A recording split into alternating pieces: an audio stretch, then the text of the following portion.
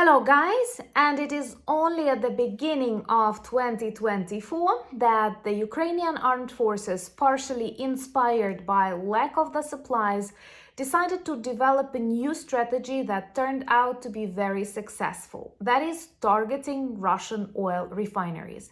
And during this just 5 months, we've managed to distort 14-20% of Russian oil refining industry, which led to serious lack of petrol, fuel, oil, and other products inside Russia, rising prices inside Russia, but most importantly, paralyzed the export for at least 6 months, and I hope more problems to come.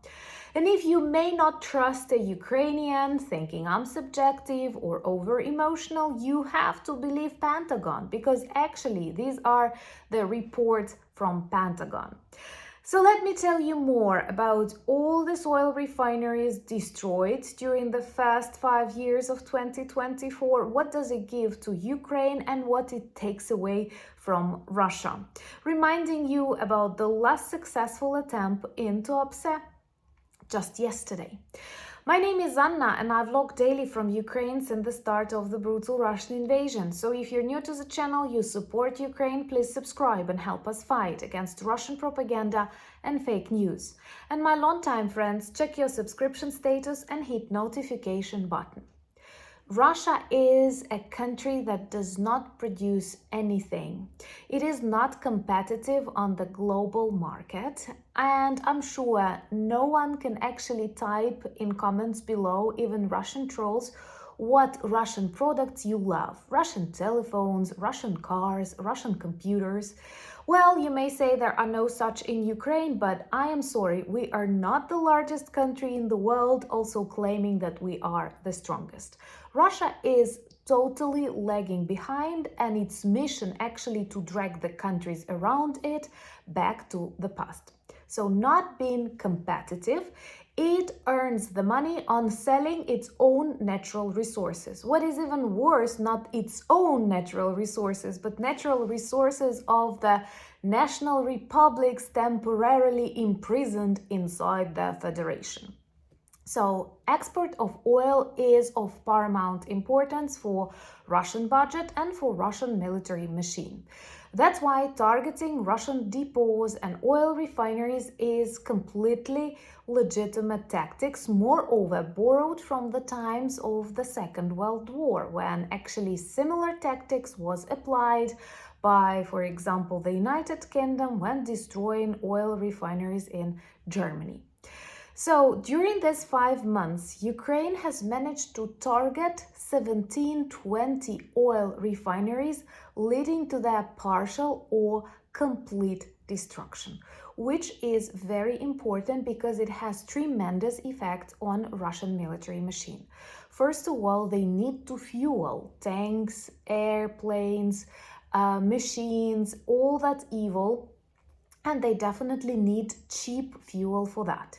Also, the majority of money that Russia gets are by selling its natural resources like gas, oil, and oil may be very cheap, but then selling oil products, some refined products, can give more money. Unfortunately, there are still countries buying from Russia, but Russia has nothing to sell because according to the reports of Pentagon, guys, Pentagon, not even Ukrainian SBU, they had to stop export for at least 6 months since March. What's up with my pronunciation? If you're new to the channel, remember to subscribe. This is the easiest but extremely effective way to demonstrate your solidarity with Ukraine, help us spread more information, and discuss more Russian oil refineries on fire in the months to come. Because once again, it's very effective. So losing this from 14 to up 20% of oil refining capacity, Russia is not able to continue exporting the products for at least 6 months, according to that internal communication, and the prices are rising for the population. That's how I call Russians, because let's be honest, they are not real citizens. They do not demonstrate any citizen behavior. So every month they have like plus 10%, plus, so now it's more to plus 30% since the start of the year. And people do not react because if something similar would happen in your countries, I'm sure you would see lots of protests on the streets. And actually, this is totally healthy. This is important for the country to react. But in Russia, of course, they don't.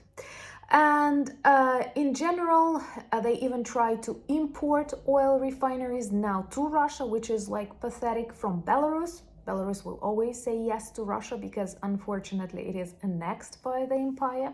And they wanted to buy something from Kazakhstan, but with each day Kazakhstan says no to Russia stronger, stronger, and stronger.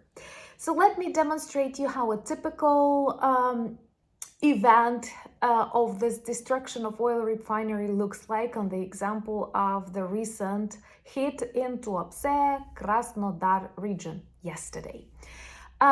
They report in the media officially that there was an attack of Ukrainian drones, but nothing really happened, or someone simply smoked. There were no drones at all. But on the very next day, from Russian newspapers, you learn that Tuapse oil refinery stopped working. Because of what? Because of some maintenance. You know, this maintenance is performed by Ukrainian drones, and I wish more of such maintenance operations all over the Russian Federation. But in reality, not only they need time to repair these refineries, they desperately need lots of very complicated details that they cannot produce in Russia. They cannot get from Iran or North Korea. They need them from European Union or from the United States, but this is where sanctions help us. So in general, this Ukrainian strategy to target oil refineries turns out extremely effective, paralyzing Russian economy and not letting them fuel their military machine. And here I mean both metaphorically and literally. And no, this does not influence world prices because world, are you dependent on Russian oil? And today is a night of a very serious boxing match between Usyk and Fury. Usyk is a Ukrainian boxer. I don't know if you're following that, but let me know in the comments below if you do.